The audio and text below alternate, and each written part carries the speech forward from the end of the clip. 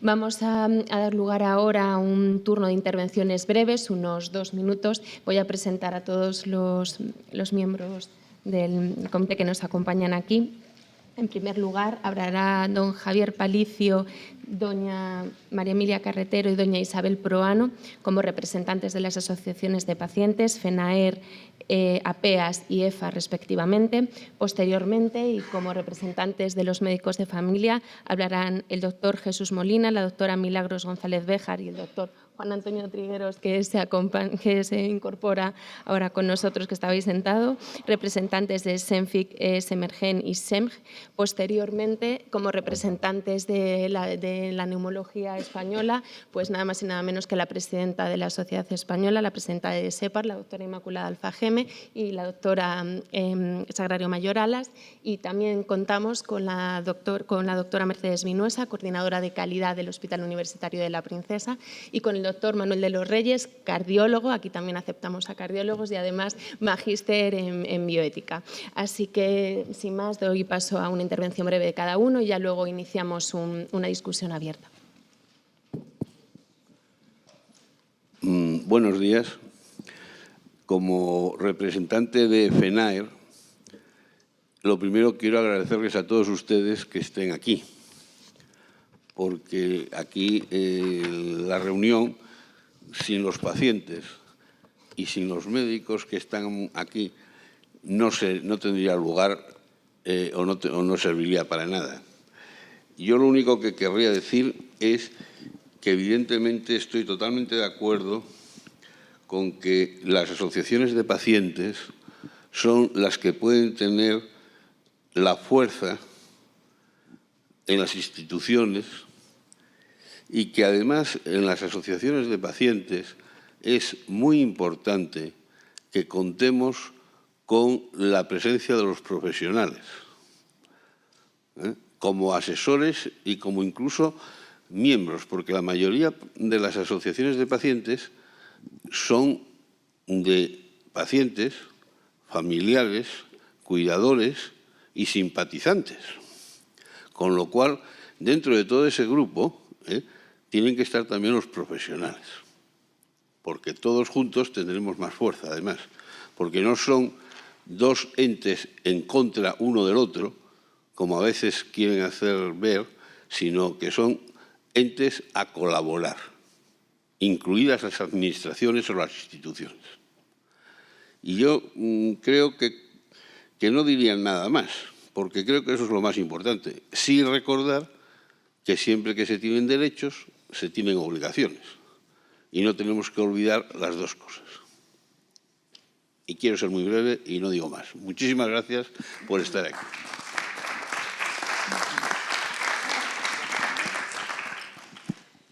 Buenos días a todos. Mi nombre es María Emilia Carretero. Estoy aquí en representación de la Asociación de Pacientes de POC y Apnea del Sueño, integrada en la Federación en FENAER. Y estoy también aquí en representación del Foro Español de Pacientes, tras el fallecimiento hace 3 años, va a ser dentro de unos días, del doctor Albert Llobel, nuestro admirado y recordado doctor Albert Llobel, que en paz descanse.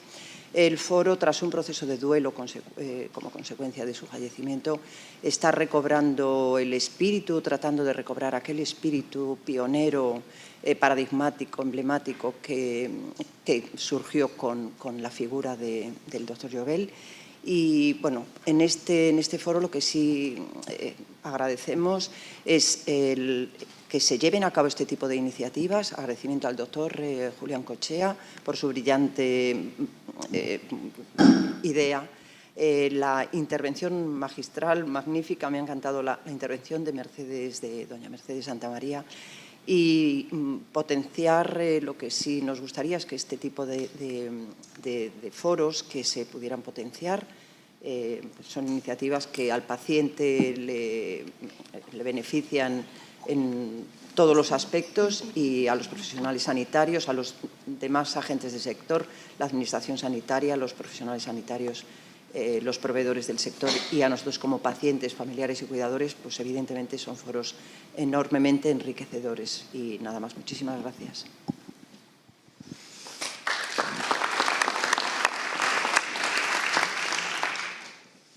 Muchas gracias a todos por esta excelente audiencia que tenemos. A FENAER por haber invitado a EFA a estar con ustedes hoy aquí. Mi nombre es Isabel Proaño. Yo vengo en representación de nuestra presidenta, Mikaela Odemir, que es de Suecia, de la Asociación para la Alergia y el Asma de ese país.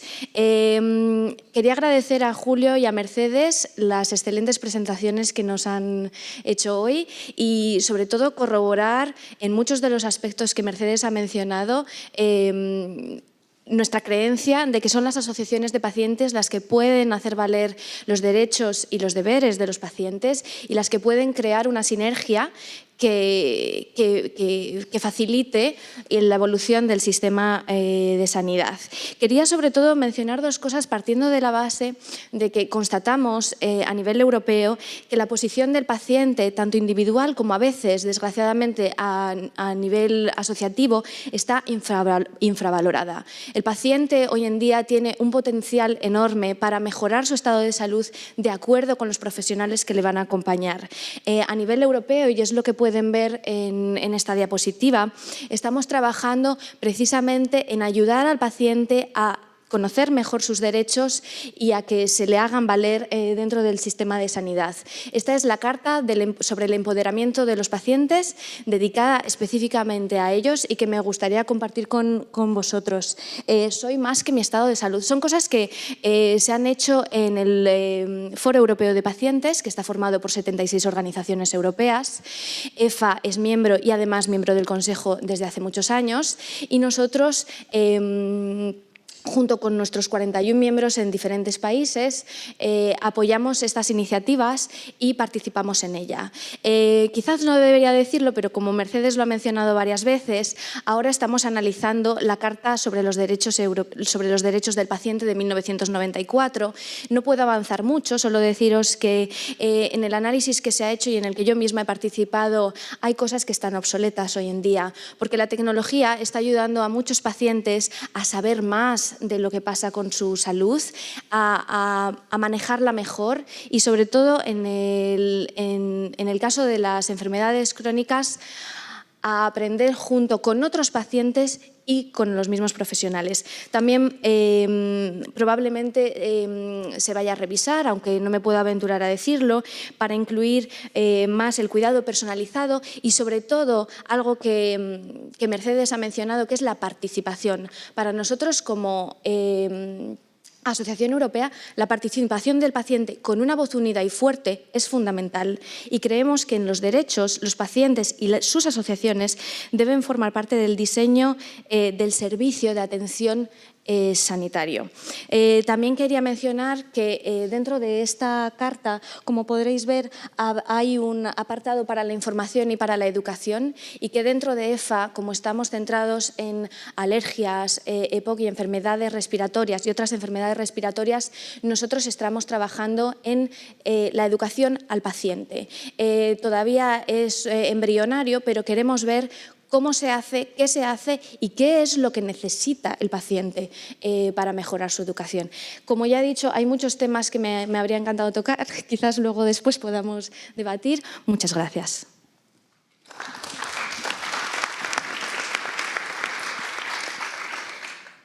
Buenos días, soy Jesús Molina y bueno, pues estoy aquí en representación de la Sociedad Española de Médicos de Familia, la Sociedad Española de Medicina Familiar y Comunitaria. En primer lugar, gracias, Javier. Es un orgullo poder participar, estar aquí entre todos vosotros. Y bueno, pues tengo además la fortuna, ¿no?, de coordinar el grupo respiratorio de Senfic, donde bueno, pues estamos más de casi 200 médicos de familia que están muy interesados precisamente en el tratamiento de enfermedades respiratorias. Y además tenemos, precisamente por esta participación en GEMA, en la Guía Española para el Manejo del Paciente con Asma, en GESEPOC, la Guía Española para el Manejo del Paciente con EPOC, hemos tenido la fortuna pues, de escuchar, ¿no?, al Foro Nacional de Pacientes, que desde luego es siempre pues un foro o un encuentro en el que siempre tenemos mucho que aprender, ¿no? Lo que creo que los profesionales decíais que tenemos que asociarnos con los pacientes porque tenemos objetivos comunes y desde luego en eso estamos y en eso deberíamos avanzar, ¿no? Pero también estoy aquí como médico de familia y bueno, pues esto es mi día a día, ¿no? O sea, yo trato con los pacientes Este es realmente el paciente. Vosotros sois el centro, nosotros también, porque los profesionales en un momento dado también somos pacientes, ¿no? Sois el centro de nuestra atención, ¿no? Y además nosotros conocemos a los pacientes, ¿no? Conocemos su historia vital, estamos cerca de ellos, conocemos no solamente al paciente, sino su entorno, conocemos a su familia, conocemos los problemas, conocemos su casa. Todo esto, pues yo creo que pues, nos hace ser cercanos, ¿no? a los pacientes y que bueno, que esa, como decía Julio inicialmente muy bien, ¿no? Esa ciencia que tenemos que tener y que se les supone o se nos debe suponer, ¿no? Y que debemos desde luego asumir, pues bueno, pues se mezcla mucho con el arte, ¿no? El arte de tratar la confianza con el paciente, ¿no? La cercanía, como decía antes, ¿no? Nosotros atendemos no solamente en problemas físicos, ¿no? Sino en problemas personales. O sea, que yo creo que la confianza, esa relación de la que hablabais inicialmente, debe existir y, desde luego, pues yo creo que los médicos de familia debemos asumir, ¿no? Esa relación y, desde luego, también colaborar con vosotros en este tipo de asociación, ¿no? En esta y en otras, desde luego, para de esa forma, pues entre todos conseguir ese objetivo común, ¿no? Muchas gracias.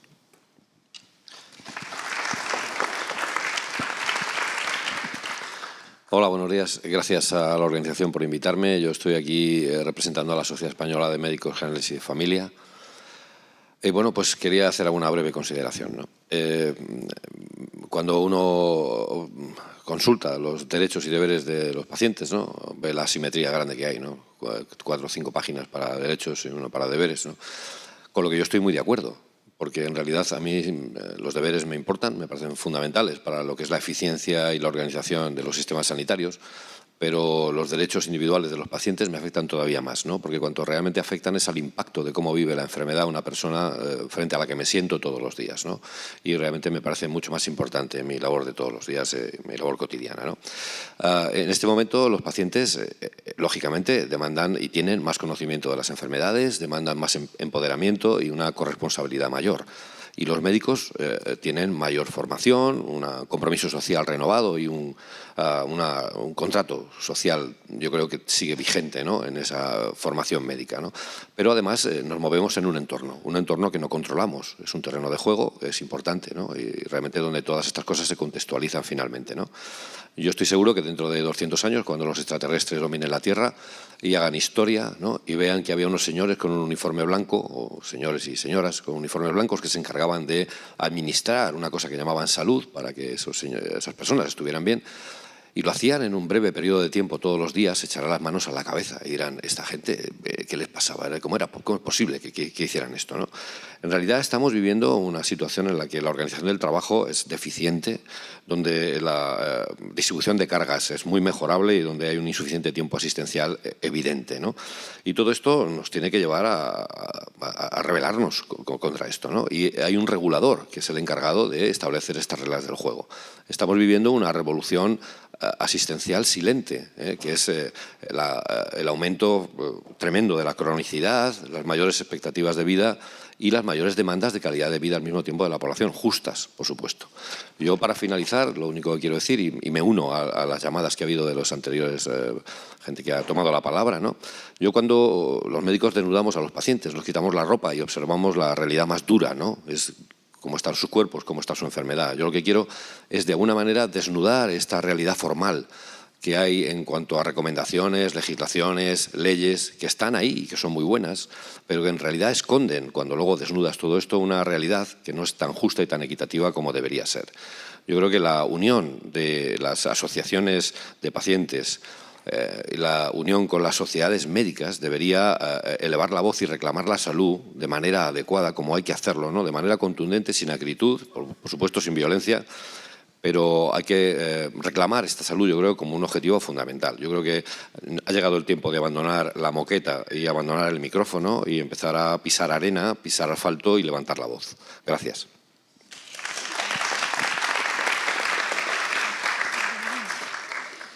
Buenos días. Agradecer en primer lugar a Javier que esté aquí. Yo represento a la Sociedad Semergen de Médicos de Atención Primaria y, por supuesto, que el paciente tiene unos derechos, también tiene unas obligaciones, pero la importancia es el estar coordinados nosotros también para ofrecer una atención de calidad al paciente, coordinados tanto el especialista como el médico de atención primaria, que es el que tenéis más cerca.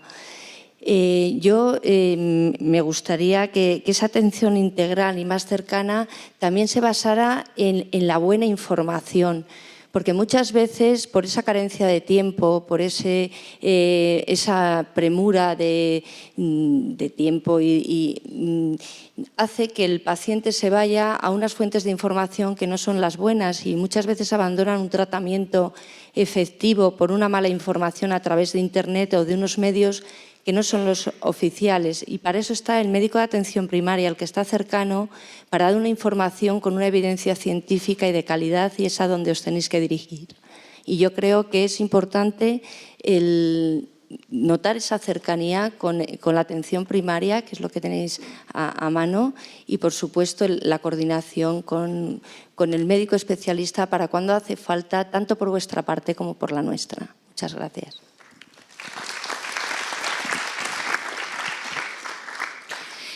Bueno, pues en primer lugar agradecer a la organización que haya contado con SEPAR para estar presente en este primer Congreso de Pacientes, que espero que tenga continuidad en un futuro. Bueno, pues aquí ha quedado bastante claro que la ley está bastante detallada en cuanto a los derechos de los pacientes, pero todos somos conscientes de que eso en la realidad no está llevado a la práctica como desearíamos. ¿Cuál es el papel de las sociedades científicas ante los pacientes? Bueno, pues clásicamente las sociedades científicas han sido estructuras encaminadas a la formación científica e investigadora, pero esto realmente debe de evolucionar y debe de cambiar de acuerdo a los tiempos. Concretamente en SEPAR hemos creado una fundación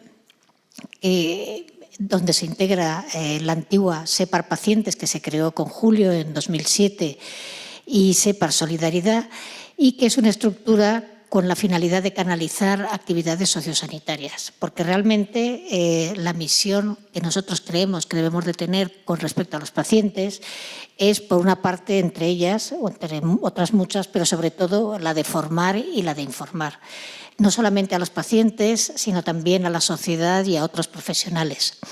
El problema es cómo hacerlo, y lo primero es detectar las necesidades de los pacientes y intentar cubrirlas. Por otra parte, hay que modificar la concepción del paciente no como un mero sujeto de una asistencia sanitaria, sino como un elemento activo, como se ha dicho aquí, conocedor de sus necesidades sanitarias y de sus derechos como persona. Y en ese sentido, pues pienso que las asociaciones son la vía probablemente más práctica y más efectiva de realizarlas. Por eso, bueno, pues SEPAR tiene el compromiso con las asociaciones de pacientes, sobre todo de enfermedades respiratorias, que es lo que más cerca nos toca, pero probablemente también con algunos crónicos u otros neoplásicos, de ayudarles y debe estar siempre a su lado. Y nada más.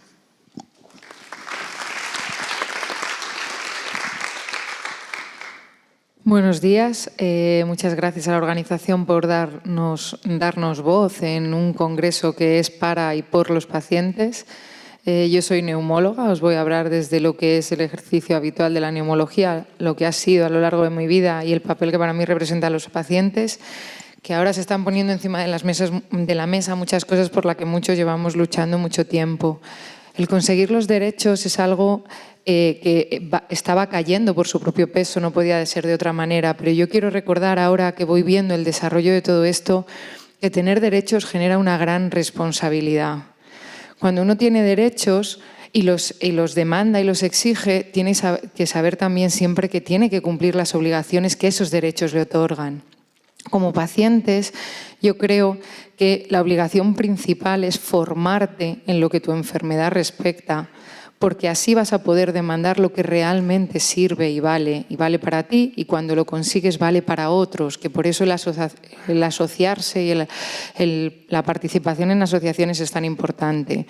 El hacer formación experta en los pacientes probablemente lo que va a permitir es formar a otros pacientes y ayudarles a asumir lo que es la enfermedad y luchar por estar mejor, que es el fondo por el que todos luchamos. Es por lo que luchan los médicos, por lo que luchan los pacientes y por lo que luchan las administraciones. Lo puedan hacer mejor o peor en determinadas situaciones.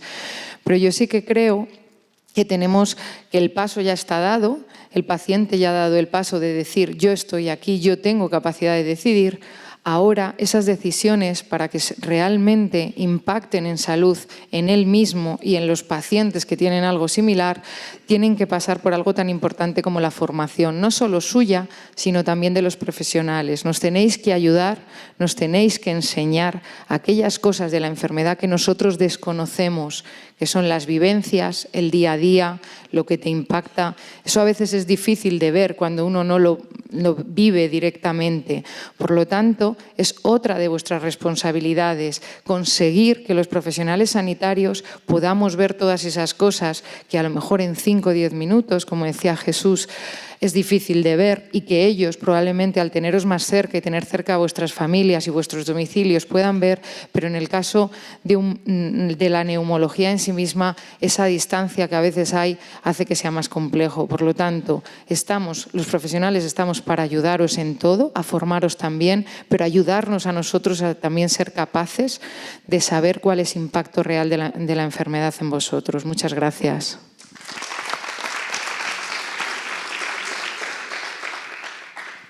Buenos días, muchas gracias a la organización. Yo soy Mercedes Vinuesa, soy médico, soy coordinadora de calidad en este momento en un hospital, en el Hospital de la Princesa del Servicio Madrileño de Salud. Como paciente que soy, como profesional que lo soy desde hace 30 años o más quizás, y como profesional que he trabajado en diferentes instituciones sanitarias, me gustaría resaltar 3 valores, uno en cada uno de estos escalones. El primero, un valor en las instituciones sanitarias y por generalizar en el Sistema Nacional de Salud, resaltaría el valor de la equidad. Este es el sistema, estos son los valores que nos hemos dado como españoles a nuestro sistema sanitario. La equidad es un armario que encierra además otros muchos valores, como la justicia distributiva para todos, que todos en cada uno de nuestras latitudes dentro de España, dentro del Reino de España, tengamos los mismos derechos a servicios y asistencia sanitaria. Este es un gran valor que exige un gran esfuerzo, que es un camino y que me gustaría poner en valor y resaltar. El segundo valor es como profesional de la sanidad, como médico que lo soy, y en este momento como responsable y coordinadora de calidad. Me gustaría resaltar un valor al que hace referencia una de las personas, uno de los médicos que más ha trabajado en calidad en el sector sanitario, se llama Bedis Donabedian.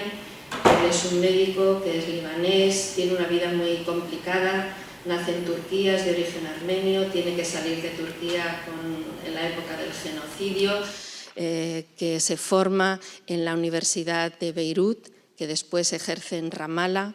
Les digo esto porque tiene una vida asistencial, su parte asistencial fue una parte muy enriquecedora, muy complicada, pero muy enriquecedora.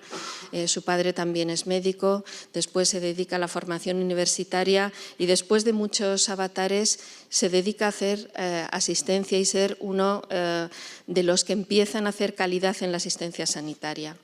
Él decía a lo largo de su vida, después de tener más de 50 años de experiencia en este mundo y resaltar los valores de la calidad asistencial, de la orientación al paciente, de todo lo que podemos mejorar para hacer una asistencia más fácil y mejor, decía que todo eso, toda esta parte que organizamos y a lo que nos dedicamos es muy importante, pero no es nada más que un medio, que al final el valor está en la ética de los profesionales de la sanidad. Y esto es lo que quiero también resaltar como profesional y como persona dedicada a la sanidad. Y el tercer valor, como paciente, que también lo soy, y como ustedes aquí, es el valor de la autonomía. Hemos hablado, Mercedes lo ha comentado, la autonomía encierra muchísimo, estamos todavía en el camino de asumir toda la autonomía, necesita muchísima formación y muchísima responsabilidad y por eso me gustaría acabar animando, diciendo que hay mucha tarea por delante para ejercer muy bien nuestra autonomía como pacientes y para mejorar nuestra asistencia sanitaria, a lo que yo animo. Muchas gracias.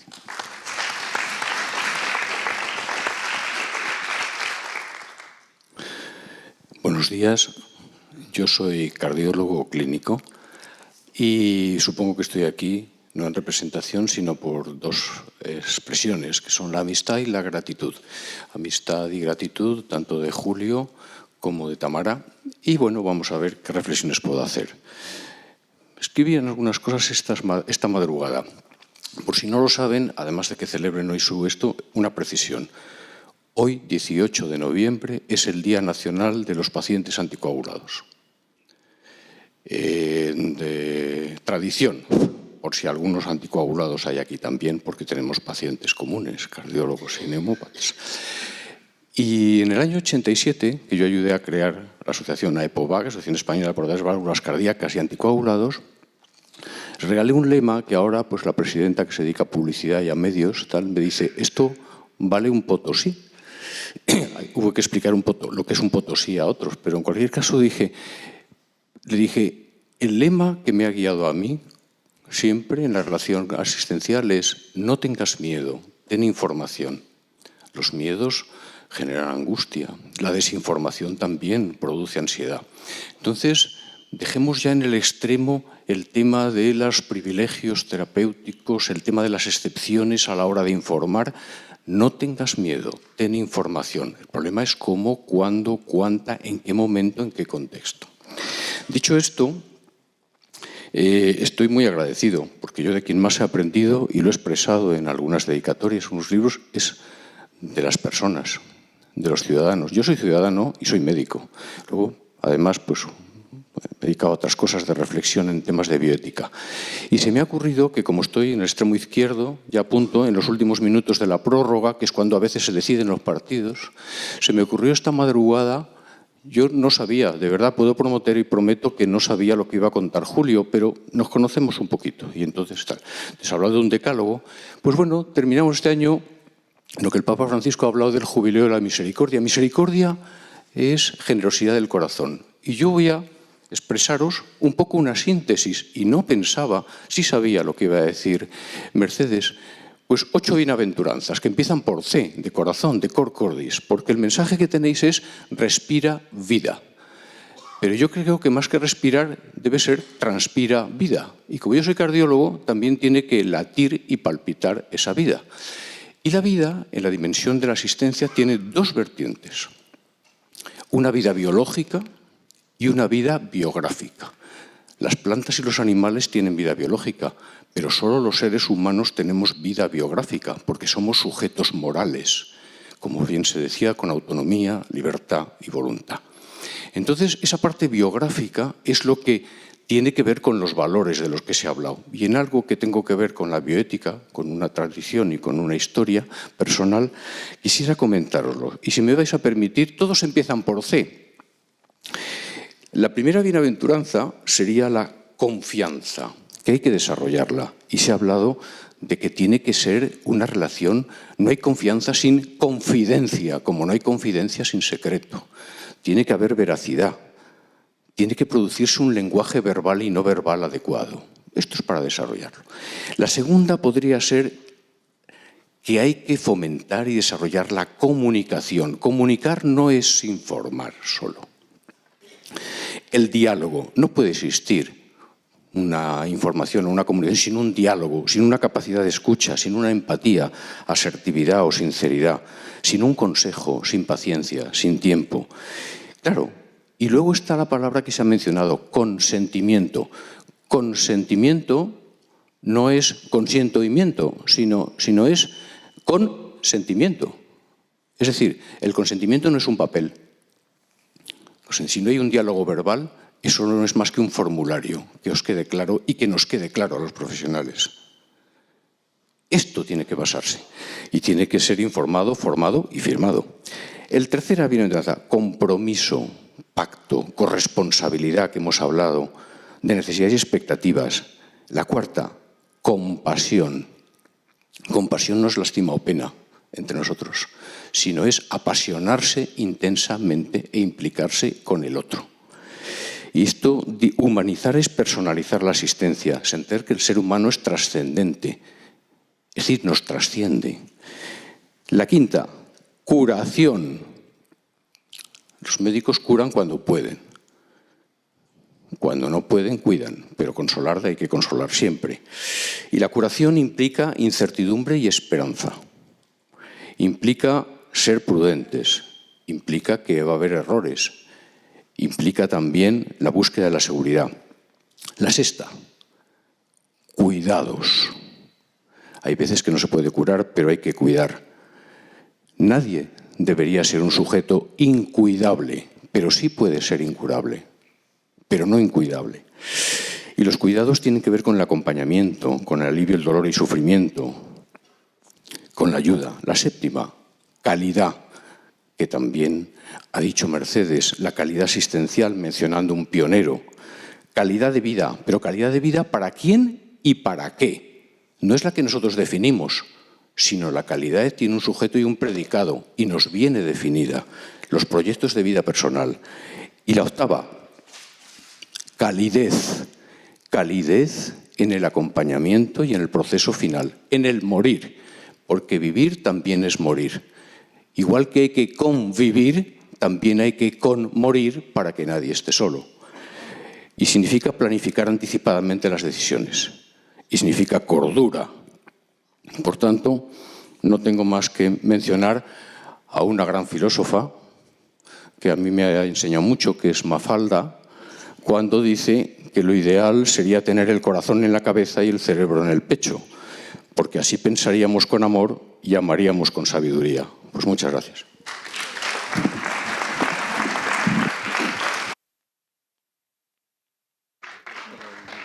Bueno, muchísimas gracias a todos por vuestras excelentes intervenciones. Vamos a abrir un turno abierto para todos los que queráis hacer preguntas, comentarios, más o menos pues unos 10 minutillos nos vamos a comer al café, así que cuando queráis, si alguien quiere comentar algo, preguntar algo a cualquiera de nosotros, hacer vuestras propias reflexiones también. ¿Sí? ¿Cómo podemos? Díganos. ¿El micrófono estaba por ahí? Sí, yo creo que sí. Yo creo que oyen, ¿eh? Yo creo que si hablas un poquito alto se oye bastante bien.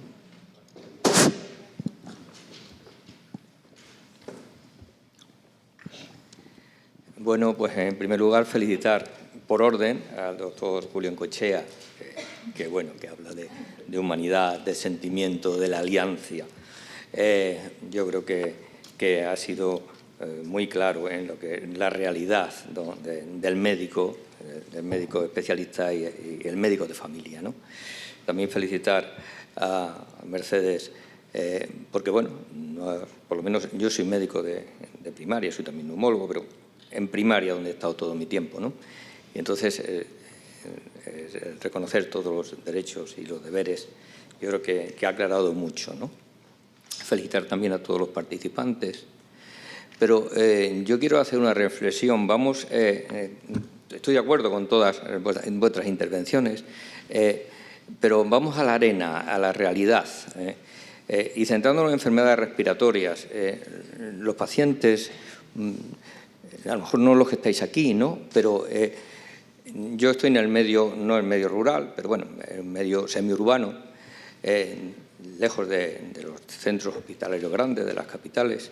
Entonces, la población, sabemos, enfermedades respiratorias, por ejemplo, la EPOC, la población no conoce la enfermedad, no tiene información, no hay conciencia de estas enfermedades. Y ahí es muy importante las asociaciones de pacientes, porque serían los interlocutores que después, en mi realidad, como he dicho, en la arena, en la práctica, no los tenemos. Es decir, el médico de primaria, sabemos que existen asociaciones de pacientes, pero en mi medio y en mi provincia pues no están en enfermedades respiratorias, a lo mejor en otras enfermedades puntuales, ¿no? Entonces, ¿qué dificultad hay? Porque las asociaciones de pacientes ya llevan unos años, pero veo yo que no avanzan. ¿Qué dificultad hay? Que falten socios, que es lo que necesita después, ¿no? Para potenciar después esa relación entre, por ejemplo, primaria y asociaciones de pacientes. ¿Qué dificultades hay? ¿No? a las asociaciones de pacientes, la pregunta. Yo te contestaría que en el... Cojo el micrófono, si acaso. El mismo. Puedo hablar alto. Te lo paso.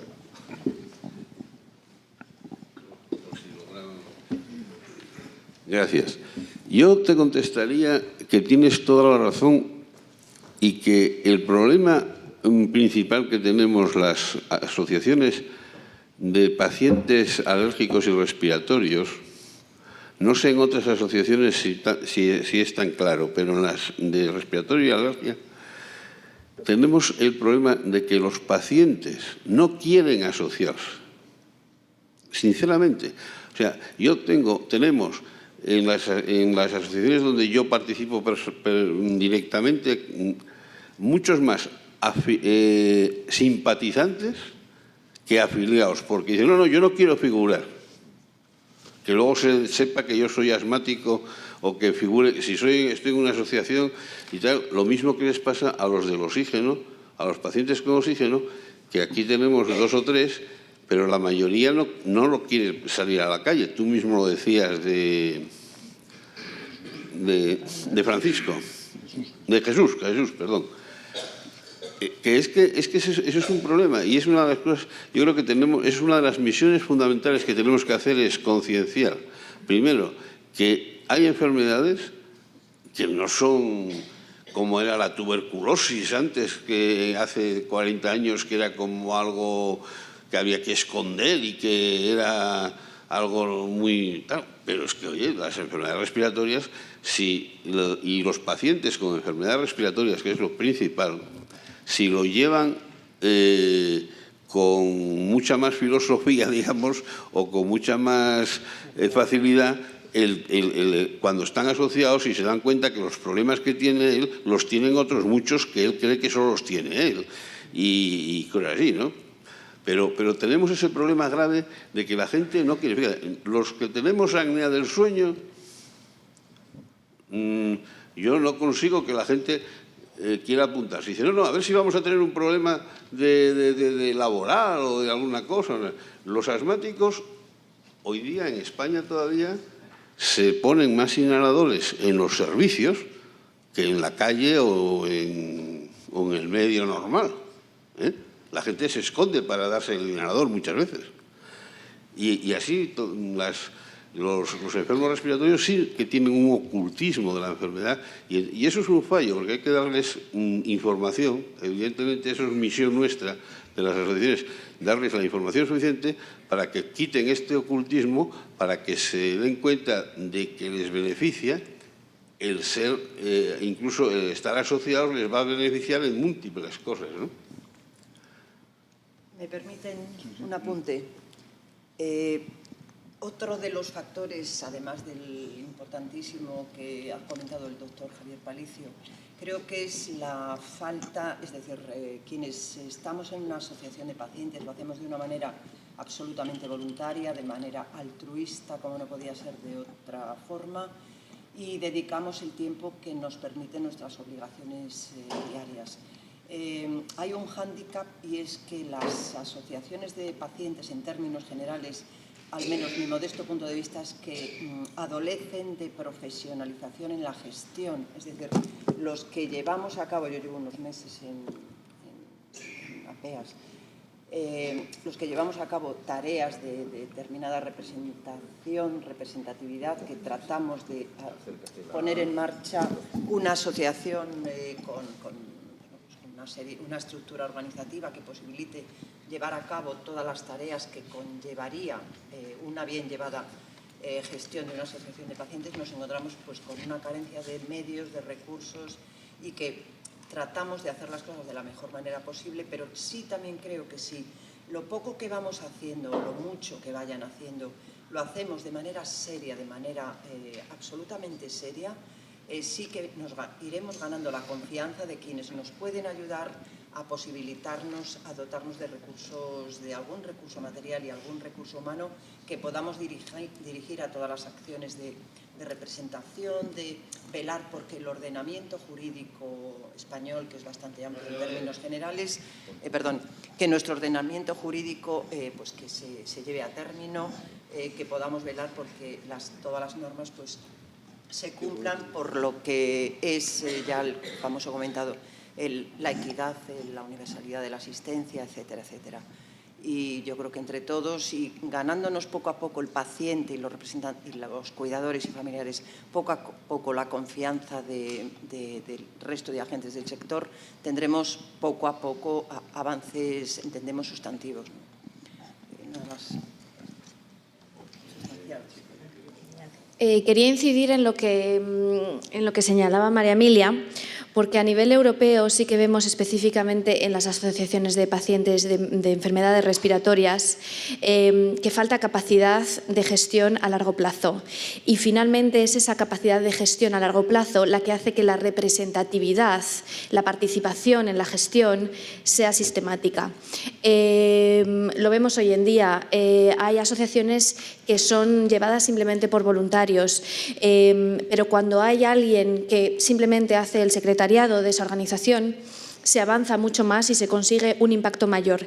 No solamente hacen falta recursos para llevar una oficina, y más en un país como es España, que es muy grande, donde se representan a muchos enfermos respiratorios, sino también para lo que apuntaba usted de informar, sin tener a los medios de comunicación como aliados, y para eso hace falta una inversión previa. Las asociaciones de pacientes están limitadas en su acción, quizás a nivel local. También quería hacer la llamada, puesto que he visto que aquí se invita mucho a las asociaciones de pacientes a que todas las otras asociaciones que trabajan en la salud exijan que la asociación de paciente esté ahí donde se toma la decisión, porque es eso lo que hace que la asociación crezca y se llegue a mejorar las situaciones. Muy bien. ¿Querías intervenir? Yo creo que te acercamos el micrófono.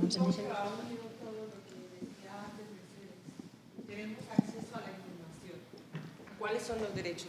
Yo no estoy enferma, pero sí que estoy rodeada de muchas personas que se encuentran enfermas, todas de enfermedades respiratorias.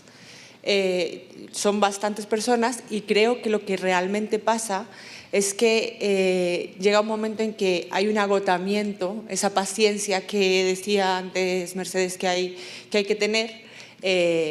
Hay que contar con que un paciente pasa por momentos muy malos, y el problema no es que no se conozca el derecho, porque de hoy en día tenemos acceso a la información de una forma muy fácil. O sea, en un clic en el teléfono, en el ordenador, donde puedo buscar cómo acceder a un tratamiento diferente o a una segunda opinión. El problema no es conocerlo, cada vez lo conocemos más fácil. El problema es cómo llevar a cabo el hacer valer ese derecho sin agotarme por el camino.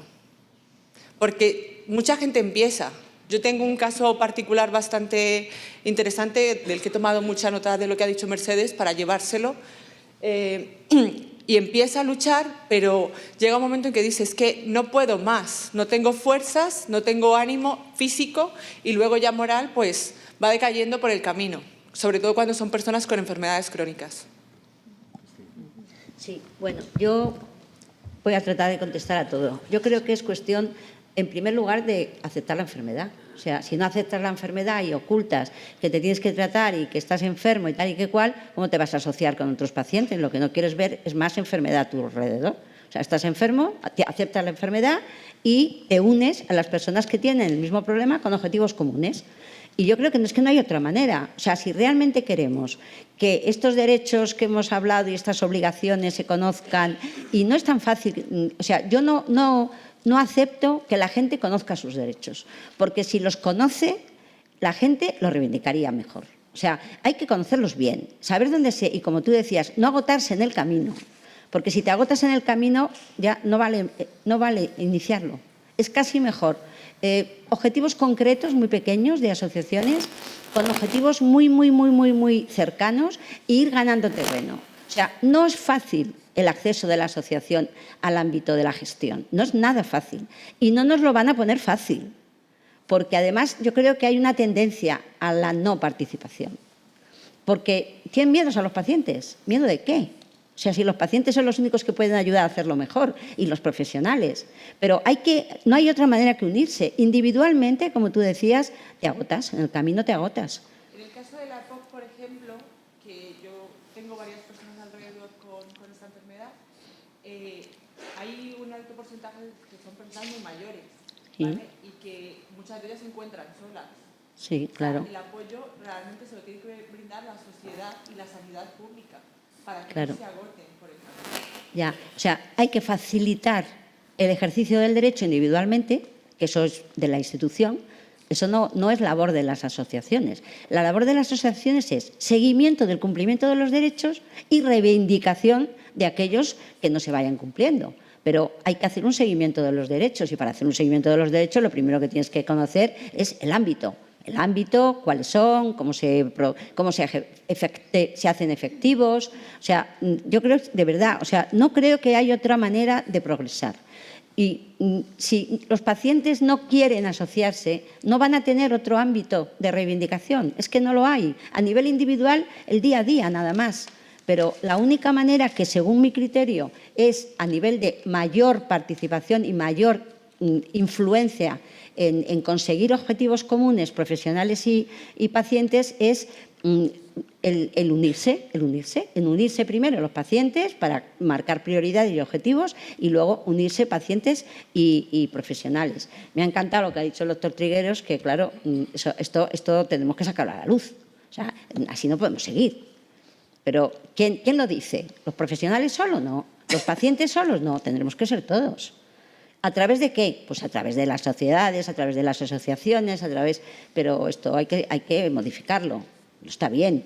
Yo no estoy contenta con la asistencia sanitaria. Y no es que no esté contenta con mi médico, es que yo creo que se puede mejorar y hay que asociarse. Hay que asociarse y reivindicar, y hay que formarse. Hay que formarse. Hay que formarse, hay que formarse, hay que formarse. Los profesionales en derechos y obligaciones, los pacientes en derechos y obligaciones, ver objetivos comunes y luchar por ello. Me parece muy bien lo de la participación de los profesionales en el ámbito de las asociaciones de pacientes. Es la manera de encontrarnos en otro ámbito que no es la relación asistencial. Y al revés, ¿en qué congresos de profesionales hay pacientes? Porque mira que es difícil que haya en asociaciones profesionales, los hay. ¿En qué sitio de foro de profesionales incluyen a los pacientes? Es que no hay otra manera. Dice Julio que la SEPA. Me lo creo. Pero claro, no puede ser la SEPA. Tiene que ser el ámbito general, ¿no? Hay que intercambiar opiniones. Bueno, muchas gracias a todos. Yo creo que tenemos que terminar, ¿no? Por cuestión. Bueno, una última pregunta. A ver. Buenos días. Mi nombre es Susana, muchas gracias. Yo soy una paciente. Soy asmática. Tuve una crisis hace mucho tiempo, bastante fuerte, crónica, y a raíz de esa crisis y de mi ingreso hospitalario durante bastante tiempo conocí a Asma Madrid, asociación de la que formo parte. Estoy de acuerdo y agradezco todas las ponencias que han dado ustedes, y a través de mi asociación, como paciente que soy, sí que he podido tener muchísima más información y bueno, pues favorecer y crecer en mi enfermedad y en el conocimiento de la misma, y poder mejorar mi calidad de vida. Pero a todos los que ahora mismo sois profesionales sanitarios y sois médicos, sí que cuando yo hago mis regulares revisiones, acudo a mi centro de salud, a mis revisiones hospitalarias, a mis pruebas anuales, recibo una atención buena. Ellos saben, además, estos profesionales sanitarios saben que soy una persona informada, con lo cual se sienten más cómodos a la hora de tratarme, porque tenemos una información cruzada buena, importante. Pero yo no consigo nunca que, a través de la sanidad pública, de mi centro de salud, de mi referente de hospital, pueda tener un feedback. Es decir, que ellos se pongan en contacto conmigo como paciente que soy, para ver mi seguimiento, para pedirme información de cómo voy, para informarme sobre reuniones o posibles congresos o posibles actos que haya en La Paz donde yo pueda estar además más informada. En fin, crecer en mi enfermedad y mejorarla. Muchas gracias. Bien, dejamos ahí ese comentario, pero tenemos que ir acabando, ¿no? Porque ya nos hemos pasado 20 minutos del tiempo. Bueno, para cerrar este simposio, bueno, vuelvo a recurrir a Albert Jovel, ¿no? Que ha sido un poco el padre del asociacionismo de pacientes en España, y alguna de sus frases que yo recordaba en este momento. Albert nos decía, por ejemplo, que todos somos pacientes, ¿no? Que es solo cuestión de tiempo. Alguien ha dicho, yo no estoy enfermo, es todo cuestión de tiempo. Albert también decía que aunque somos en soledad, cuando alguien enferma, toda la familia enferma. Y tú eres un buen ejemplo, y lo has manifestado así esta mañana. Decía también que solo los pacientes con cáncer tienen la experiencia de vivir con cáncer. Solo las pacientes con LAM tienen la experiencia de vivir con LAM. Y luego lanzaba un mensaje de unidad, ¿no? Y hablaba de alianza. Eso de, antes llamamos alianza terapéutica, pero esa alianza hay que ampliarla, ¿no? Tiene que ser una alianza entre pacientes, profesionales, sociedades científicas, gestores, decisores, industria farmacéutica, medios de comunicación, por ejemplo, que también juegan un papel relevante, ¿no? De manera que el cuarto punto sería un mensaje de unidad. Volvemos a aquello de que nosotros somos mejores que tú o que yo, ¿no? Y que si vamos juntos llegaremos más lejos, volaremos más alto y podremos cambiar las cosas, ¿no? Alguien dijo que el cambio es el proceso mediante el cual el futuro invade nuestras vidas, ¿no? Y el futuro pertenece a quienes creen en la belleza de sus sueños, y los pacientes, los profesionales, las asociaciones de pacientes compartimos un sueño, será más fácil construir el futuro. Y ya para acabar, dar las gracias a FENAER, gracias a EFA, gracias a todos ustedes por estar aquí esta mañana en un sitio tan recóndito. Gracias a Mercedes Santamaría, una vez más demuestra su compromiso, ¿no? Decía Bertolt Brecht que hay quienes luchan un día y son buenos, hay quienes luchan 2 días y son muy buenos, pero hay quienes luchan toda la vida, ¿no? Esos son los imprescindibles, ¿no? Conozco a Mercedes desde que llegué al Hospital de la Princesa hace, no quiero recordar cuántos años, vestidito de soldado, venía de la mili, y ella es una luchadora. Ha luchado toda la vida y va a seguir luchando toda la vida. Estas personas son las imprescindibles. Gracias también a todos los ponentes, al Hospital de la Princesa, a la Autónoma, y por último, muchas gracias a GlaxoSmithKline, ¿no? Ellos hacen posible esta cátedra Respira Vida. Y ya les adelanto que el próximo simposio Respira Vida, en ese simposio tiene que estar presente la Administración Sanitaria, porque finalmente ellos son los que pueden ayudarnos a hacer realidad nuestro sueño. Muchas gracias, vamos a tomar un café y volvemos.